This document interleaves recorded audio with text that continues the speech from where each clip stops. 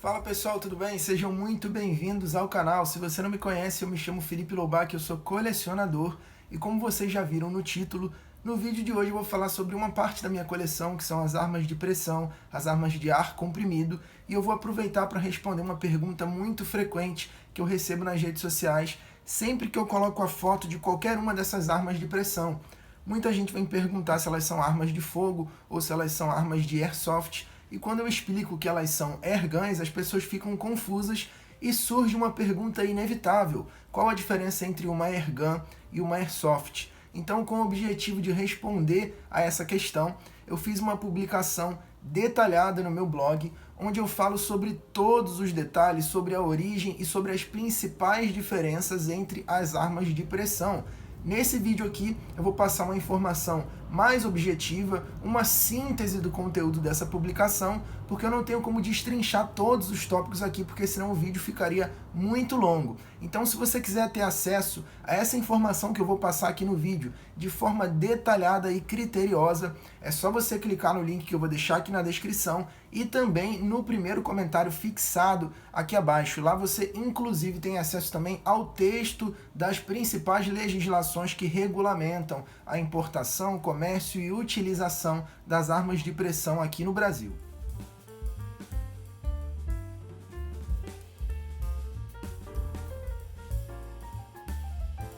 Beleza, pessoal? Antes da gente falar sobre a diferença entre uma airgun e uma airsoft, a gente precisa entender num primeiro momento o que é uma arma de pressão e qual a diferença entre elas e as armas de fogo. Muito bem, uma arma de pressão é um armamento cujos meios de propulsão podem utilizar molas de aço helicoidal, pistões pneumáticos, ampolas de CO2 ou também cilindros de ar comprimido. Os primeiros modelos de armas de pressão ou airgun surgiram por volta do século XVI como uma alternativa para o tiro recreativo e principalmente com a finalidade de otimizar a prática da caça, uma vez que o som provocado pelas armas de fogo acabava espantando os animais. Esse sistema mais silencioso das armas de pressão acabou chamando a atenção inclusive de forças militares, e algumas armas de pressão chegaram a ser utilizadas em guerras. Um exemplo bastante conhecido é o do rifle de ar Gilardone. Um meio de propulsão é o meio através do qual um projétil é impulsionado para fora do armamento. Nas armas de fogo, esse processo acontece como resultado da expansão dos gases que ocorre no ato da combustão da pólvora. A expansão desses gases impulsiona o projétil para fora do armamento através do cano, que é a única saída possível.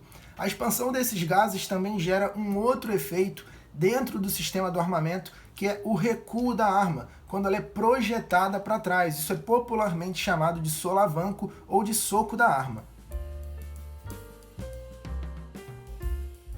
Agora que a gente já viu a principal diferença dos meios propulsores nas armas de fogo e nas armas de pressão, a gente vai falar sobre as principais categorias de armas de pressão, que são elas airgun, airsoft e paintball, iniciando pela airgun. São armas de pressão que disparam setas metálicas e esferas de chumbo ou de aço. Elas são utilizadas na prática do tiro ao alvo de precisão, o tiro esportivo, seja de forma recreativa ou profissional, inclusive é uma modalidade olímpica.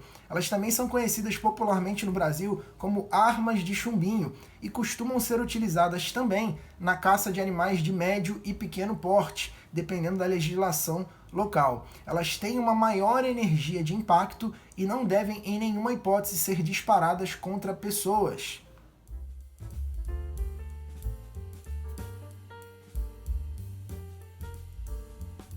Muito bem, a segunda categoria das armas de pressão é o airsoft. Nesse caso, elas disparam apenas esferas de plástico ou material derivado, apresentam menor energia de impacto e foram desenvolvidas especialmente para a utilização em jogos recreativos de combate e também simulações de operação militar. Beleza, e a terceira principal categoria das armas de pressão são os marcadores de paintball, que disparam geralmente cápsulas esféricas de polietileno glicol com talco ou com tinta, são utilizados nas partidas da modalidade e podem apresentar uma energia de impacto considerável, dependendo do modelo e do meio de propulsão utilizado, e, portanto, demandam o uso adequado do equipamento de segurança na sua prática, assim como no caso das airguns e das airsofts, todas as categorias de armas de pressão demandam uso adequado do equipamento de segurança para prevenir qualquer eventual acidente. Muito bem, pessoal, finalizando esse tópico, a gente não pode deixar de mencionar que é claro que existem ainda outras armas de pressão utilizadas para lançar tranquilizantes em animais e também com outras finalidades que não se relacionam necessariamente com o objetivo desse vídeo. E apesar das similaridades quanto ao funcionamento dos meios de propulsão, cada uma dessas categorias de armas de pressão apresentam particularidades que as identificam e diferenciam, e é sobre isso que a gente vai falar nos detalhes a seguir.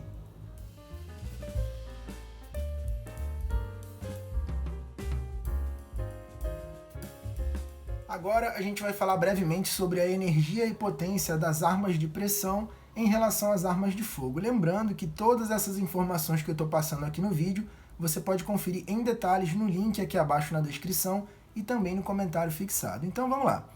Joule é uma medida de energia. E nas airguns convencionais, como é o caso de pistolas e revólveres, ela pode variar de 2 a 5 joules. Já no caso dos rifles e pistolas utilizados nas competições de tiro esportivo, essa média pode superar os 15 joules de energia. Lembrando que essas armas de competição possuem um formato muito peculiar, diferente da aparência de uma arma convencional. Algumas armas de pressão, como é o caso das carabinas do tipo PCP, podem oferecer uma energia média que varia de 60 até 100 joules. Já no caso das airsoft, essa energia fica entre 1 e 3 joules, podendo alcançar até mesmo 4,5 nos primeiros disparos utilizando CO2. No caso das armas de fogo, elas possuem uma energia muito maior que qualquer tipo de arma de pressão. Uma pistola 9mm, por exemplo, possui uma energia de mais de 500 joules, enquanto um fuzil calibre 7,62 pode superar os 3.000 joules de energia.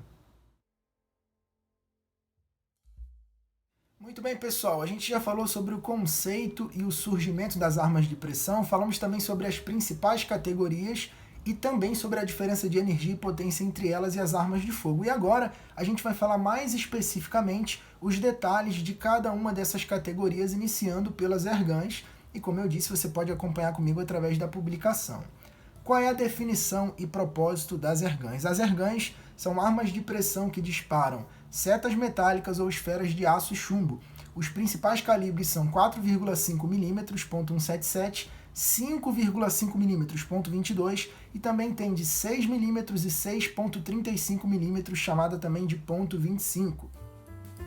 Elas podem apresentar raiamento na alma do cano, que são ranhuras que promovem a rotação do projétil na trajetória até o alvo, conferindo uma maior precisão ao disparo.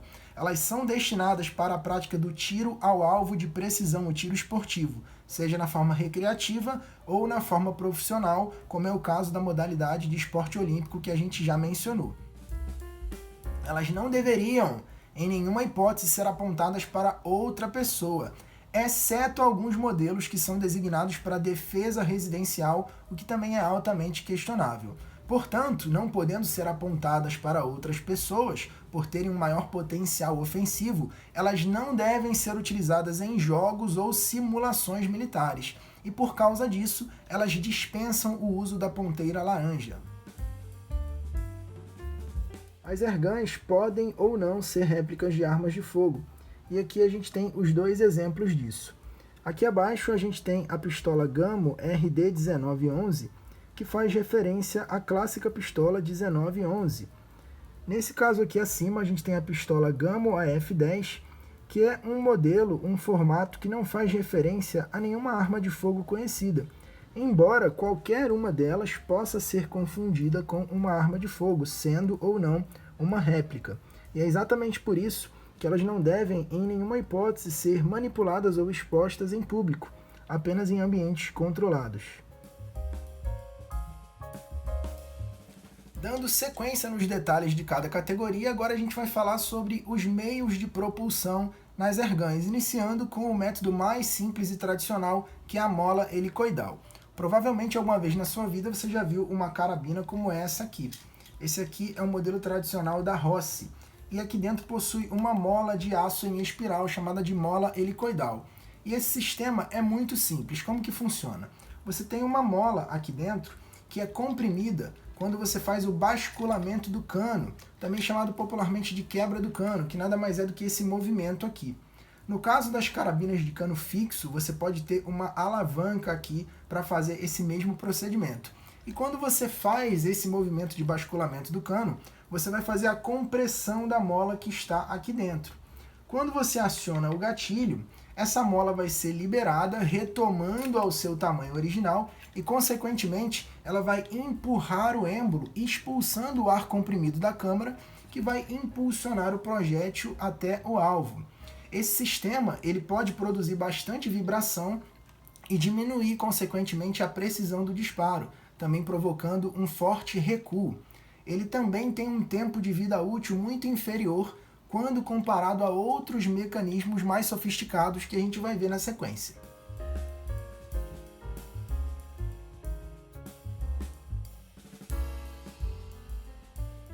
Um outro método de propulsão bastante utilizado e conhecido, não somente nas airguns como também nas airsofts, são as ampolas de CO2 de 12 gramas. Nesse sistema, esse pequeno cilindro é encaixado na arma, geralmente no caso dos revólveres e pistolas, isso acontece aqui mesmo na empunhadura, e com o acionamento do gatilho, pequenas porções do gás são liberadas, o que provoca o impulsionamento, a propulsão do projétil. Nos primeiros disparos, você consequentemente tem uma performance maior e conforme o CO2 vai acabando, a pressão e também a precisão desses disparos tende a diminuir. O gás RAM ou nitro é um dos métodos de propulsão mais utilizados nas airguns pela excelente relação custo-benefício. Ele funciona através de um êmbolo, que é um pistão pneumático com nitrogênio em alta pressão. O nitrogênio é um gás neutro que não sofre alterações mediante mudança de tempo ou de altitude. Isso faz com que ele não vaze e também provoque pouquíssima ou nenhuma vibração, o que promove muito mais regularidade nos disparos e também um tempo de vida útil muito superior para o sistema. Ele é relativamente barato quando comparado com o sistema de PCP, que a gente vai falar em seguida. E a única desvantagem é que, assim como as molas de aço, ele tende a ser um sistema monotiro. Isso quer dizer, você precisa fazer o basculamento do cano ou da alavanca a cada disparo. Eu trouxe aqui, por exemplo, essa pistola Gamma F10, que embora não seja com o sistema de gás RAM, também possui um pistão pneumático aqui. A única diferença é que, em vez de ter nitrogênio em alta pressão aqui, a gente tem simplesmente o ar comprimido. Mas o sistema é bastante parecido, também não provoca recuo e também deve ser feito a cada disparo. Então, sempre quando você faz a compressão do sistema, o ar é comprimido aqui dentro e esse gás é liberado com o acionamento do gatilho, que vai fazer a propulsão do projétil. O sistema PCP é o mais sofisticado, eficiente e mais potente da categoria. Nesse sistema de ar pré-comprimido, a propulsão do projétil acontece através da liberação desse ar que é previamente comprimido e carregado em um cilindro que geralmente fica localizado aqui na parte inferior do armamento. Como eu já disse, elas oferecem a maior potência da categoria e pouca ou nenhuma vibração, o que confere muito mais precisão nos disparos, e não é por acaso que elas são utilizadas nas competições de tiro olímpico e esportivo.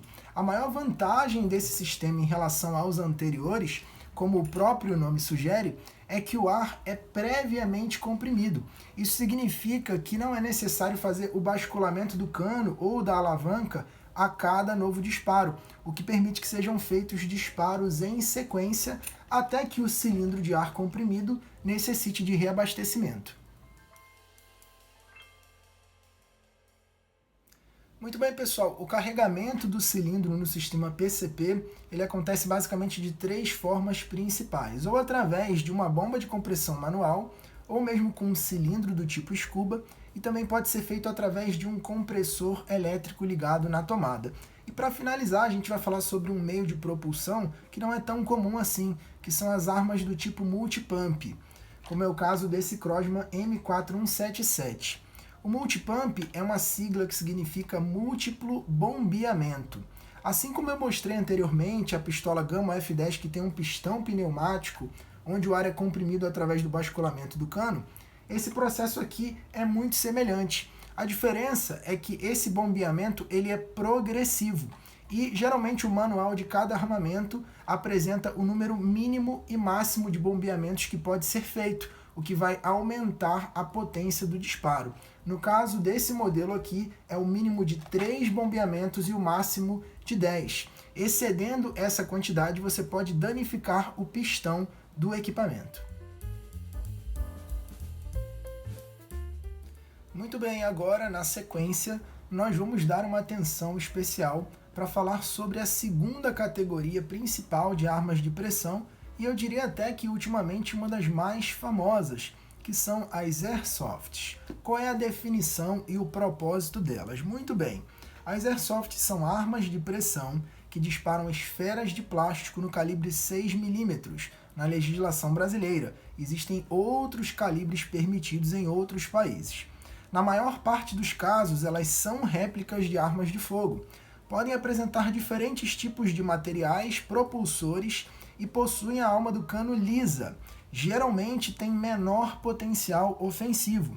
Elas foram projetadas para utilização em jogos recreativos e também em simulações militares e, portanto, devem apresentar obrigatoriamente a ponteira laranja de identificação. A gente vai ver maiores detalhes no tópico a seguir sobre esse assunto.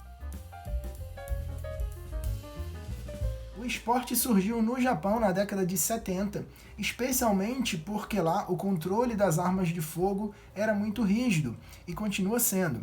Por conta disso, aumentou muito o interesse da população em adquirir armas de pressão e, consequentemente, também cresceu a diversificação da forma de uso dessas armas de pressão. Por essa razão, as armas de pressão convencionais, que já tinham sido criadas desde lá do século XVI e já vinham sendo desenvolvidas, passaram por algumas adaptações para que fosse possível utilizá-las de forma mais segura. A potência foi reduzida e a munição de chumbo e esferas de aço foram substituídas por esferas de plástico, tornando possível que fossem disparadas contra seres humanos, com o devido uso dos equipamentos de segurança, claro, isso em qualquer uma das categorias. Nas partidas de Airsoft, geralmente o limite de FPS, que significa pés por segundo, é de 450 para evitar acidentes, contudo esse limite pode variar. Isso explica, por exemplo, a substituição do sufixo gun na palavra airgun para o uso do sufixo soft na palavra airsoft, que significa macio no inglês, fazendo assim uma clara distinção entre as duas categorias. Os principais tipos de Airsoft utilizam meios de propulsão com um sistema de funcionamento bastante parecido com o das airguns que a gente acabou de ver anteriormente. As mais tradicionais e simples são as springs, que significam mola em inglês, e elas utilizam basicamente molas ou pistões pneumáticos como propulsores. Uma segunda categoria bastante comum também são as Airsofts elétricas. Elas utilizam pilhas ou baterias para fazer a compressão dessas molas, é o caso das AEGs e AEPs.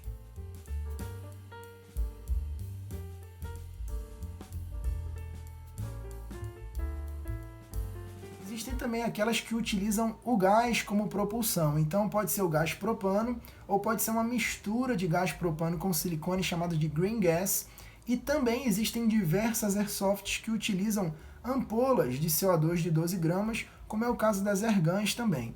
Existe ainda uma categoria de HPA, que é uma sigla para ar com alta pressão, que é bem parecido até com o sistema dos marcadores de paintball, onde você tem um cilindro externo e é uma adaptação feita para as armas GBB.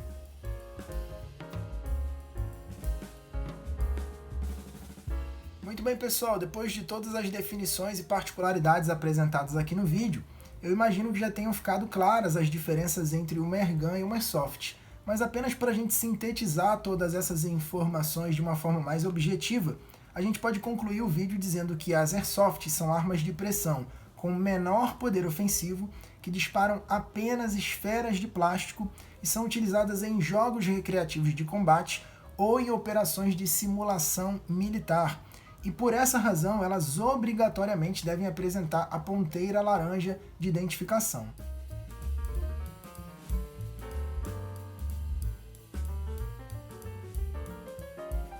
Por outro lado, as airguns são armas de pressão que apresentam geralmente maior potência, e elas são destinadas à prática do tiro esportivo de precisão, seja de forma recreativa ou profissional. Elas disparam somente setas metálicas ou esferas de aço e chumbo, e por isso não podem ser apontadas para outra pessoa e muito menos devem ser utilizadas em simulações de combate militar. Por essa razão, elas dispensam o uso da ponteira laranja de identificação.